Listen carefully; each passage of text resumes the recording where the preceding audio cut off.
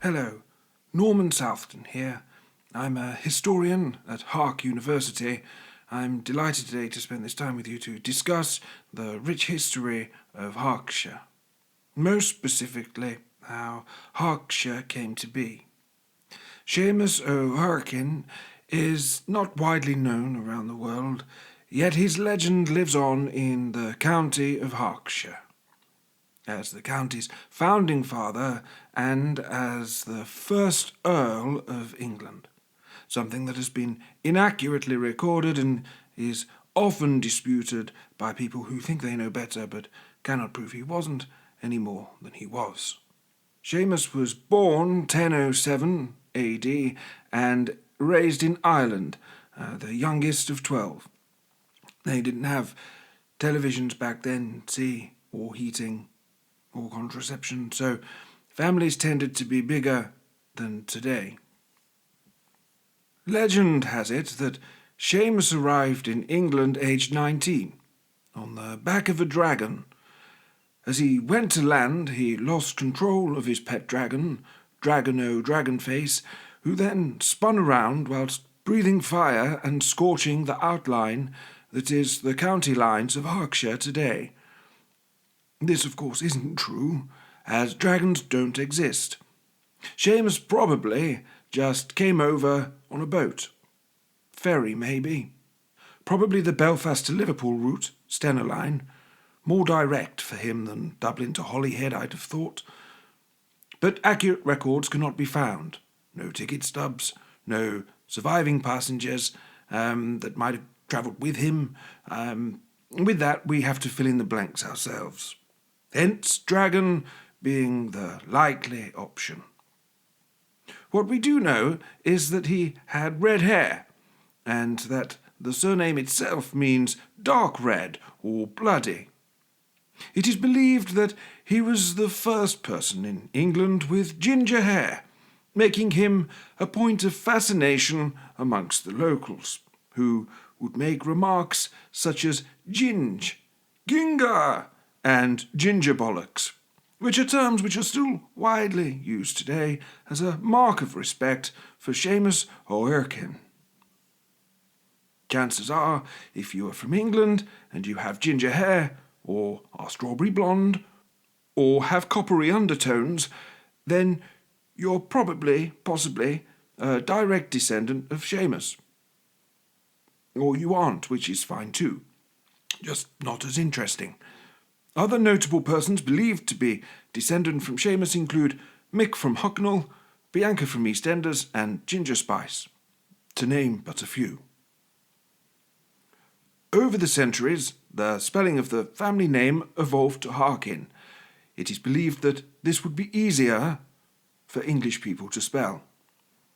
I have it on good authority from the current Duke of Hawkshire that people still get it wrong, and that any bearer of that name is plagued with inaccurate spellings. So, it didn't quite work out. The bloodline is strong in Hawkshire, and the current Duke is a direct descendant from Seamus Ó hEarcáin.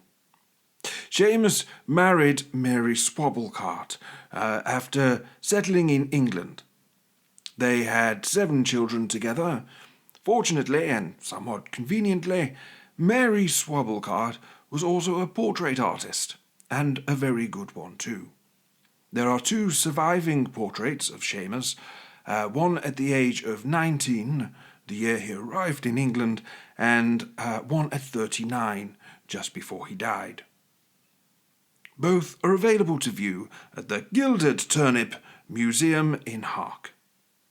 Or, if you are unable to frequent fictional locations, you can see copies of these on the Tales of Harkshire Facebook page, where I believe it's customary to follow the page and engage with its regular content regularly.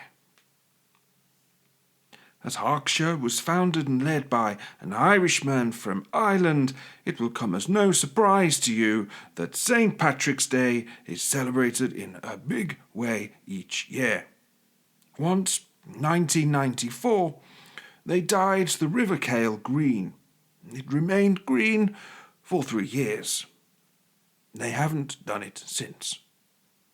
The county is decorated with the Irish flag alongside the Hawkshire standard, a flag that many residents proudly display outside their properties all year round in various forms.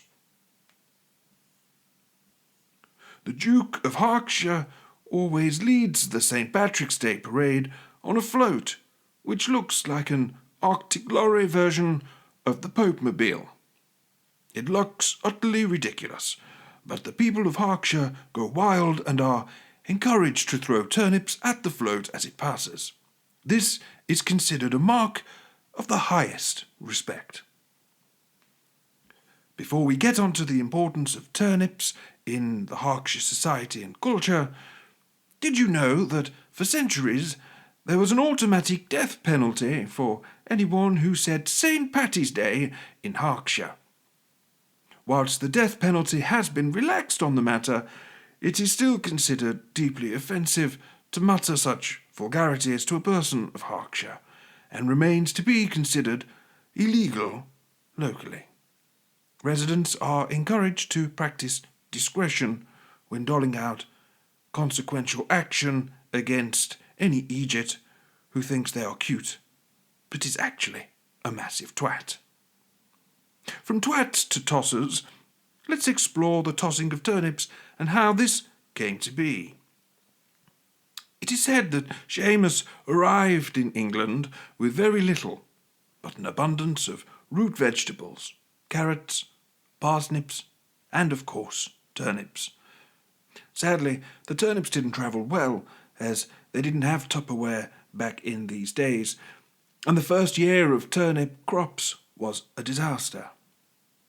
Ever the optimist and mindful of food waste, Seamus had a brilliant idea: a turnip tossing tournament. He rallied locals, and with his thick accent declaring, "Come toss a shot and win your glory," the villagers, intrigued and a bit confused, gathered in the town square. As the competition began, laughter erupted as turnips flew, some soaring majestically, others hilariously bouncing off walls or rolling away. It wasn't just about tossing, it was about community and camaraderie. Seamus's quirky tournament quickly became an annual tradition, drawing crowds each November to see who was the biggest tosser, a title Seamus held until his death. Over the years, it has evolved into a vibrant festival with food stalls and the beloved Best Turnip Toss Fail category, celebrating the most comical mishaps. Today, the turnip tossing tournament is a cherished part of Harkshire's identity. Held in Kinley Village every November, a reminder of how Seamus's simple idea turned into a legendary celebration of laughter, community, and of course, turnips. All in all, as far as records suggest, Seamus was an all-round good guy, and created a sense of community that had belonging placed at the heart of it. A surviving limerick dated 1044 tells of his impact and legacy. It reads, "There once was a man called Seamus who pulled turnips out of his anus. The crowd gave him the clap, sure he gave it right back. This man, oh, he came here to save us." A message of hope, generosity, community in the early years of Hawkshire that can still be observed and relied upon today. This can very often be witnessed in a localized expression of greeting believed to date back to Seamus's reign on the lands, which is widely used in Hawkshire. hEarcáin is a popular term used to express camaraderie and kinship. Whilst origins were aligned with determining if a person was on board and listening, it is widely now used as an expression to check in with others or to greet them. In 1046, Seamus made a journey back to Ireland, his first trip back there since leaving 20 years earlier. The purpose of this trip was to see his family and to enjoy the summer. He'd been working really hard and was ready for a good holiday and a nice time. 3 days into his summer trip in Ireland, Seamus died of a severe chill. He was 39 years of age. His eldest son, Fergus, took the reins and the title of Earl of Hawkshire. Coincidentally, he was 19 years old, the same age as Seamus when he arrived in England. Unlike his father, he ruled the land for 62 years, and is to date the longest-serving leader of the county of Harkshire. It wasn't until 1414 that Donald became the first Duke of Hawkshire, a title that carries forward to present day. Duke Donald Harkin of Hawkshire celebrated his promotion by throwing a big ball. This became an annual event which continues to this very day. Many residents of Hawkshire dream of receiving an invite and to catch a glimpse of one of the Duke's balls in person. The Duke's balls get bigger each year, and residents are invited at random. I hope you have enjoyed this overview of Hawkshire history. All of this and more will be explored in more detail through future episodes.